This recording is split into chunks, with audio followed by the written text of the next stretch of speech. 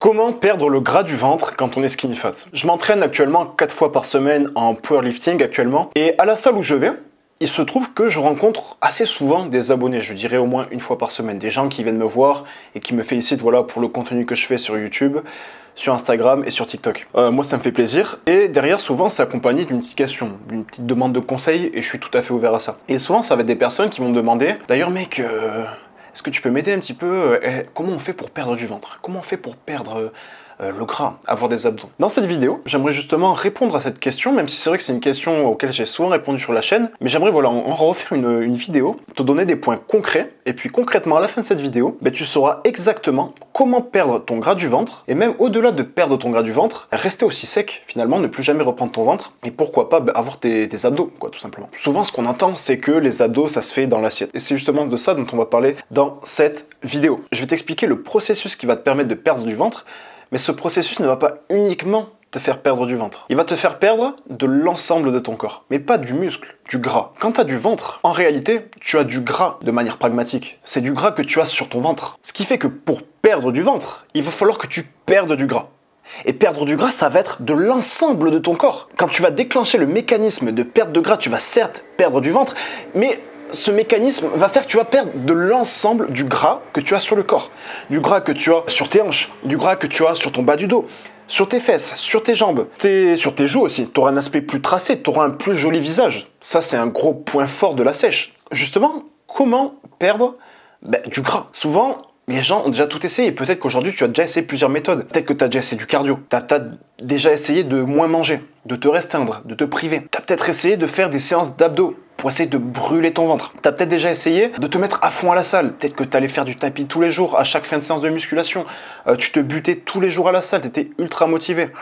Mais en fait, au bout d'une semaine ou deux, tu t'es rendu compte que tu perdais pas plus de ventre que ça. Peut-être que tu t'es même entraîné un mois ou deux. Et au final, tu t'es peut-être dit que, au vu des efforts que tu as fait, c'est pas du tout rentable de chercher à perdre du ventre. Et que peut-être que finalement, perdre du ventre, c'est que pour les autres. Peut-être que génétiquement, tu te dis que tu n'es pas fait pour perdre du ventre. Et justement, dans cette vidéo, j'aimerais te prouver que tu as totalement tort, que c'est facile, pas forcément facile, ça va être quand même dur, on va pas se mentir, mais que ça va être surtout rapide à partir du moment où tu as les bonnes méthodes. Donc pour perdre du ventre, il va falloir que tu fasses un déficit calorique. Un déficit calorique, peut-être que tu en as déjà entendu parler, mais peut-être que c'est un peu vague pour toi. Ça peut te sembler complexe comme terme. J'en parle souvent sur ma chaîne et c'est parce qu'il n'y a pas d'autre solution en fait. Je pourrais faire plein de vidéos sur plein de sujets, te dire tel secret pour perdre du ventre, tel secret pour perdre du ventre.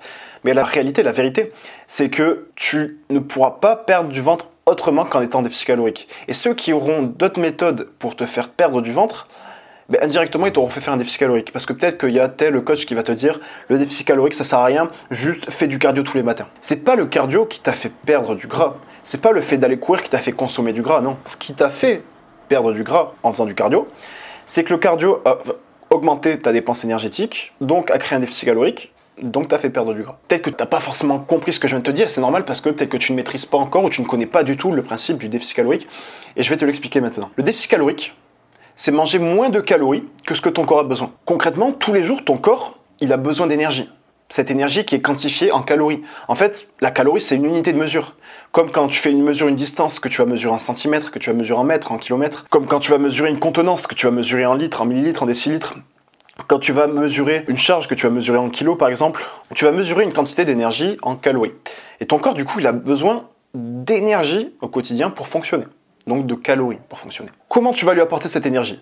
Tu vas manger.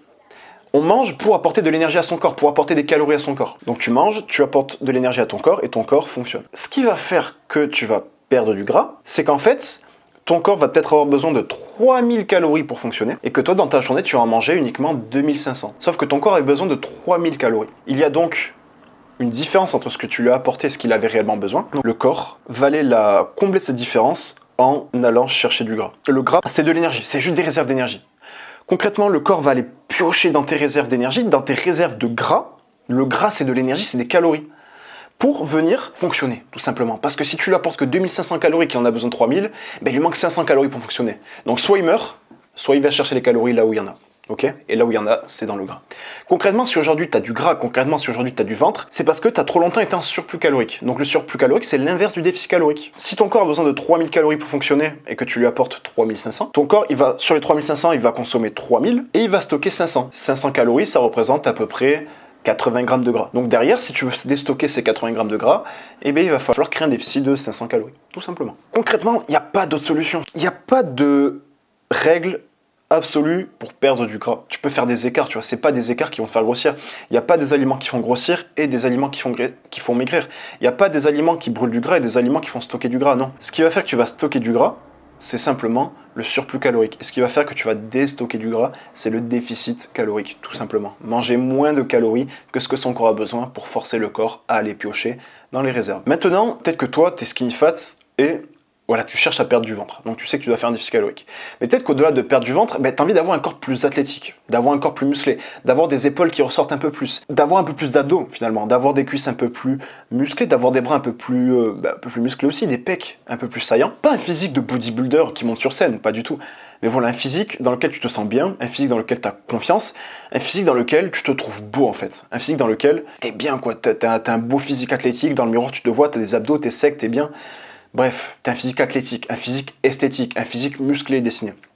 Concrètement, si tu veux ça, tu peux accéder à ma plateforme où tu vas retrouver tous mes programmes et mes diètes dans le premier lien qu'il y a dans la description.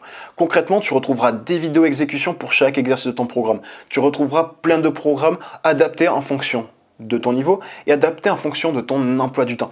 Tu retrouveras également des journées types, des journées qui vont t'expliquer exactement quoi manger. Tu vas retrouver des vidéos explicatives pour t'expliquer comment manger, comment choisir les meilleurs aliments, quels aliments tu dois éviter en fonction de ta situation, en fonction de ton contexte. Tu vas également trouver des recettes qui vont te permettre à la fois de prendre du muscle et de perdre du gras. Parce que peut-être qu'aujourd'hui, t'en as marre de bouffer du riz et des brocolis. Peut-être que t'as pas envie de bouffer ça. Peut-être qu'aujourd'hui, t'as envie de te faire plaisir, de manger des aliments qui sont à la fois sains, c'est-à-dire qui t'apportent des nutriments, mais aussi des aliments qui te permettent d'arriver facilement à un déficit calorique. Donc concrètement, tout ça, tu vas le retrouver sur ma plateforme que tu retrouves sur le premier lien qu'il y a dans la description. Donc voilà, j'espère que cette vidéo t'aura plu. Si t'as des questions, tu me les poses en commentaire. Un petit like, ça fait toujours plaisir. On se retrouve très rapidement pour une prochaine vidéo. C'était Théo. Ciao, ciao, mec.